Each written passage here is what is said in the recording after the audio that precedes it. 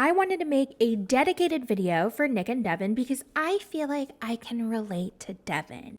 So here we go. Nick has officially arrived in Fiancé, Arkansas, and he's noticing that it's a lot of land and a lot of cows. He finally gets to Devin's house, and he's shocked by how big her house is, because in Korea, it's mostly apartments. Her house, really big. Most of Korean house is apartment. Looks like she is so rich compared to that. The entire family is there, and Devin not only lives with her parents, but her entire family. So all 3 of her siblings live there as well. So it's a full house.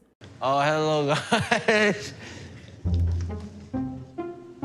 She brings him up to her bedroom where I noticed a giant stuffed pig in the corner of her bedroom. I wonder who got her that. Where's the stuffed piggy I gave you? It's still packed in my bag. Let him breathe. Let him out.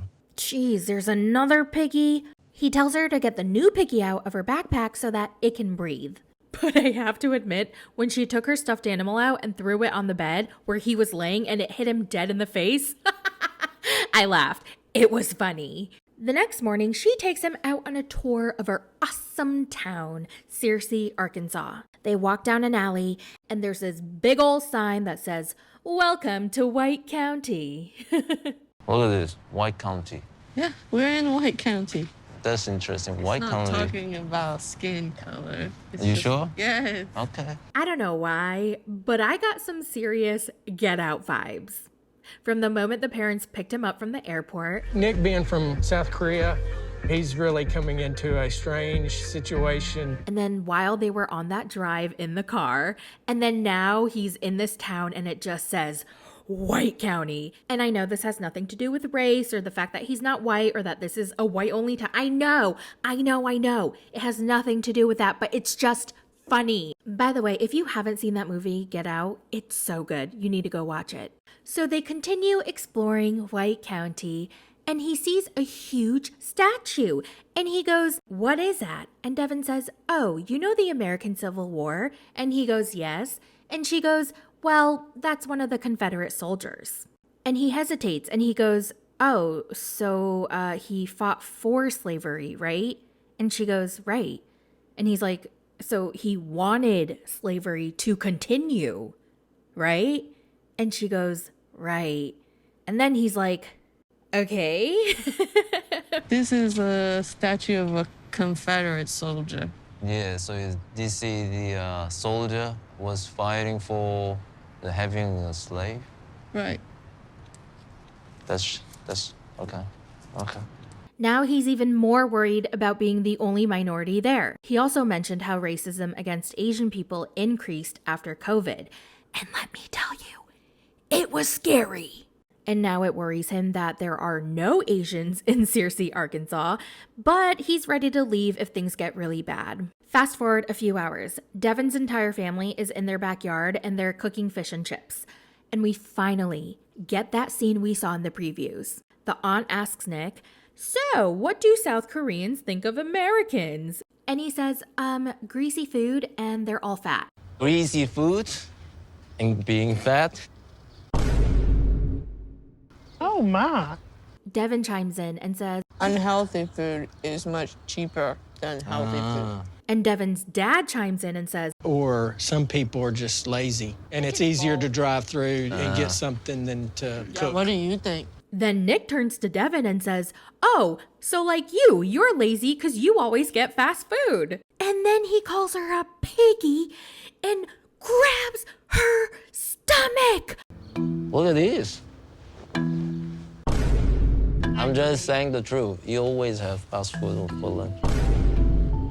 Oh my God, you guys know how triggering that was for me because I had that same experience with an ex-boyfriend. My Korean ex-boyfriend also grabbed my belly and referred it to pork belly. But I honestly don't think he would have done that in front of my family or my friends, but who really knows? And if he had, that would have hurt so bad. That would have really stung, and it would have just been a knife in my heart. Now, for some reason, in the privacy of it being us two, it hurt. It really hurt, but at least I wasn't like humiliated in front of other people. If he had done that in front of my friends or family, that would have been devastating. Okay, that would have been devastating for him because I would have sat on his skinny ass and suffocated him. Now, what really concerns me and pisses me off is the fact that Devin had asked Nick to stop making jokes about her weight and to stop calling her piggy. She had told him so many times that she had just given up on it because he insists calling her piggy. That's so freaking weird. Like, why? Why are you doing that? Your girlfriend has told you over and over and over again to stop, that she doesn't like it, that it hurts her feelings. So why? Now, one of her parents is like, well, in our culture, since we did the cooking, y'all need to do the cleaning. So all the kids grab the dishes, go inside the house and, I don't know, clean up, do the dishes, whatever.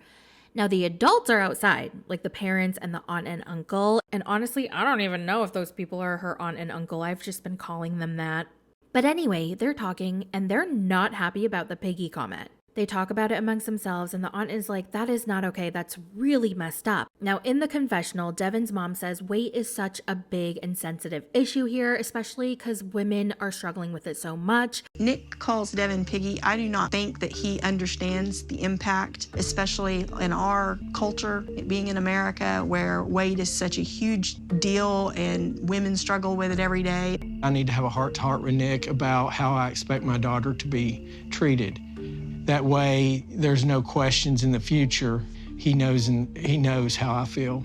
I'm really worried because in the preview for the next episode, we see Devin try on her wedding dresses and you can tell it's bothering her. Like, she's looking at her body and she doesn't feel confident. She looks at her reflection and says she doesn't like her arms or she doesn't want them to show. And she gets in a really bad mood. And I've been there, and I'm sure there are some of you who are watching this video who knows what it feels like to look in the mirror and you freaking hate what you see, that you just get into such a bad, depressing mood and wish that you looked so different and you feel so worthless, so useless, and you just feel like absolute shit about yourself. And that is a really bad place to be in. And it really doesn't help if the most important people in your life are validating your inner thoughts, like the self-hate that you feel. And like I mentioned in a previous video, I was raised in a very fat-phobic culture.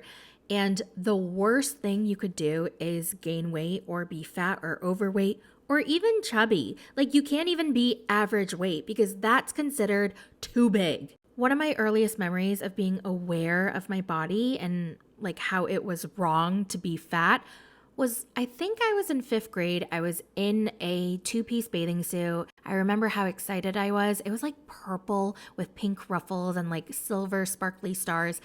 And I thought it was like the coolest, the most prettiest thing in the world. Okay. Remember, I am a child. And I wore it and I sat down in the back of the car and my aunt looked at me and said, oh my God, you have rolls in your stomach. And I was like, oh, is that bad? And she was like, yeah, you need to lose weight. You need to stop eating because look at those rolls. Your stomach is fat. And just like that, I hated myself. I wanted to get out of my bathing suit that I was so excited about, and I just never wanted to go swimming again. Actually, now that I think about it, I think I was younger than 5th grade. I think I was like in 3rd grade. Isn't that sad?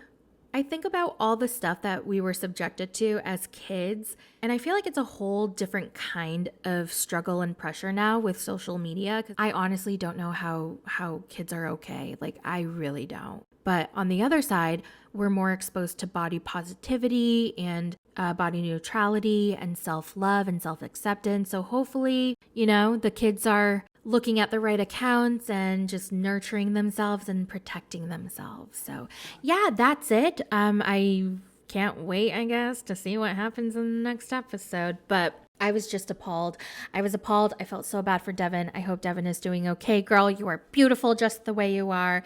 And don't let anyone tell you otherwise. And with that, I'm going to go. So I'll talk to you guys in my next video. Bye.